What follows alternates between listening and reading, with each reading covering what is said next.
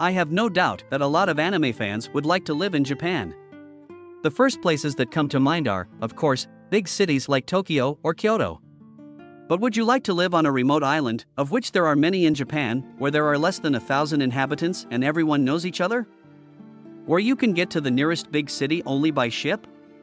I'm sure that the number of people who want to go there will immediately decrease.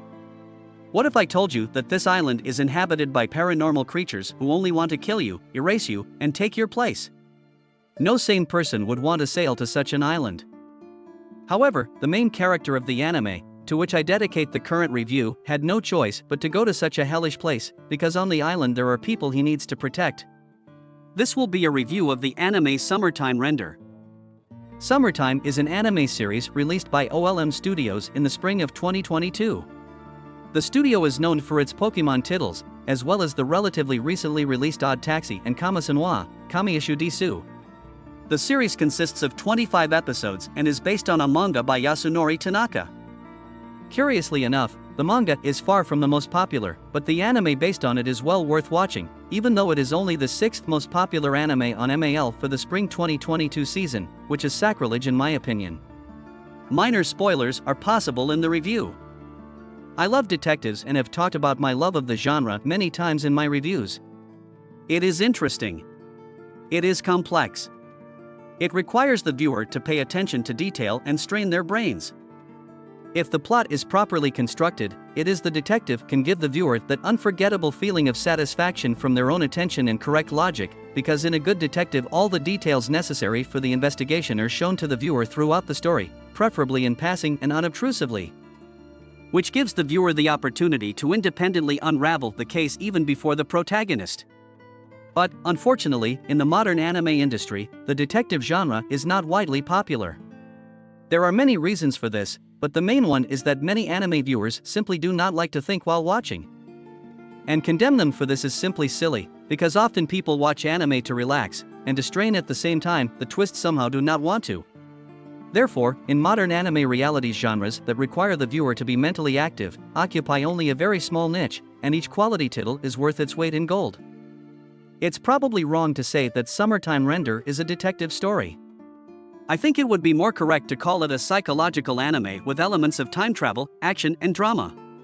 But as it happens, time travel often has so many nuances that in order to understand them, you need to strain your brain a lot. It's like a detective story. As I have already mentioned, one of the most important principles of a good detective is to give the viewer the opportunity to untangle the tangle of intricacies of the plot and guess to various details before the characters of the series do it. And I was very happy that Summertime Render gives the viewer such an opportunity, because if you watch the series carefully, you can sometimes figure out the intricacies of the plot without the help of Shinpei and his comrades. On the other hand, Summertime Render flirts matchlessly with the viewer's expectations and constantly tricks them. Just when you think you've finally figured out what's going on, another plot twist occurs that turns everything upside down. Just when you realize how Shinpei might be able to defeat the insidious shadows, the shadows evolve again and all plans go awry. It's actually pretty awesome. I haven't watched an anime in a long time that manages to surprise me so often with unexpected plot twists that don't seem like a game, but fit perfectly into the story and the rules of the world. Thanks to the plot twists, the narrative never manages to get boring and keeps you constantly in suspense and attentive. Awesome feeling. Another important positive feature is the fact that Summertime Render intelligently shows ways to defeat the enemy. In front of you is not just some crazy monster that has no weaknesses.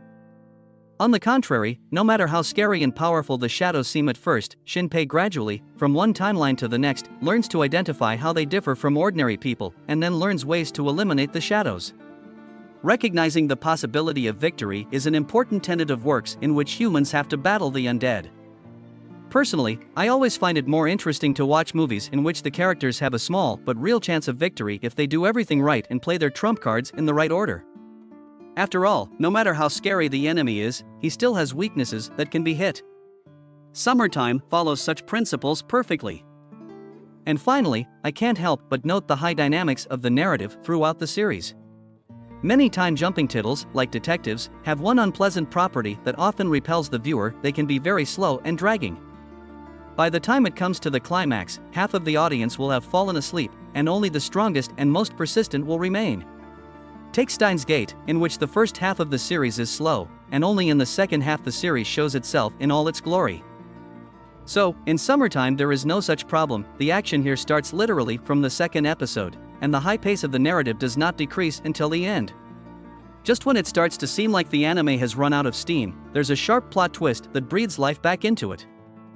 This helps to neutralize the slowing effect of a lot of talk inherent in game titles over time.